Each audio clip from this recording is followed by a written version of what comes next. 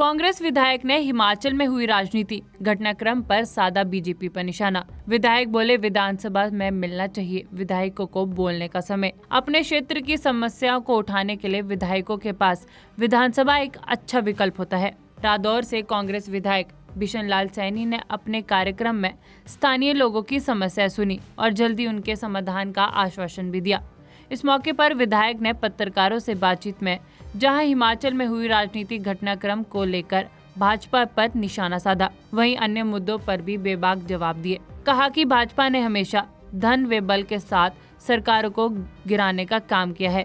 हिमाचल में भाजपा की यही कोशिश थी, जिसके लिए विधायकों पर धन बल का पूरा इस्तेमाल किया गया, लेकिन भाजपा अपने मिशन में कामयाब नहीं हुई। वहीं विधायक ने विधानसभा सेशन पर बोलते हुए कहा कि विधानसभा में इस बार पक्ष हो या विपक्ष, दोनों को बोलने का समय नहीं दिया गया, जबकि एक विधायक को अपने क्षेत्र की समस्याएं और जनता की बात को सरकार तक पहुंचाने का विधानसभा एक अच्छा महत्व होता है। इसके लिए विधानसभा में सेशन का समय बढ़ा देना चाहिए। देखिए, हिमाचल प्रदेश में वाकई में कोशिश की गई थी सरकार को गिराने की। पहले भी कई जगह पर सरकारें गिराई गई हैं बीजेपी के द्वारा, और यहाँ भी कोशिश थी, लेकिन सरकार बच गई। धन बल सारी चीजों का इस्तेमाल हुआ। एमएलए को धन भी दिया गया, बल से भी काम किया गया, लेकिन सरकार बच गई। मानता हूं कि जो विधानसभा है वो एक एमएलए के लिए बहुत अच्छी चीज होती है। वो अपनी बात को अगर सरकार पूरा ना करे, कहाँ रखेगा? विधानसभा के अंदर रख सकता है, अपनी बात को बोल सकता है। लेकिन मैंने ये देखा है इस बीजेपी की सरकार में कि विधायकों को टाइम ही नहीं दिया जाता। अपोजिशन नहीं, बल्कि जो इनके अपने खुद के एमएलए हैं उनको भी बेचारों को टाइम नहीं मिलता। अपनी बात कहाँ रखेंगे? जबकि मेरा मानना यह है कि लोकतंत्र के देश के अंदर जो अब सबको बोलने का अधिकार है, अब 2 लाख लोगों के ऊपर से के द्वारा चुन करके जो एक नुमाइंदा भेजा है असेंबली के अंदर, वो लोग एमएलए को कहेंगे एमएलए का काम नहीं होगा, तो एमएलए अपनी बात को वहां रखेगा और उसको टाइम ना मिले, उसको अगर वक्त ना मिले, अगर मिले भी तो 2 मिनट या 3 मिनट, उसमें क्या बात कर लेगा?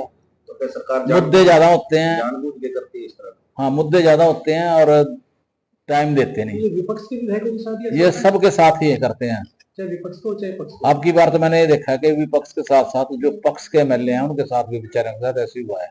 उनको भी बोलने का समय नहीं मिला। बैठ जा, टाइम हो गया। अब 2 मिनट में क्या बैठ जाएगा, क्या बोलेगा, क्या कहलेगा?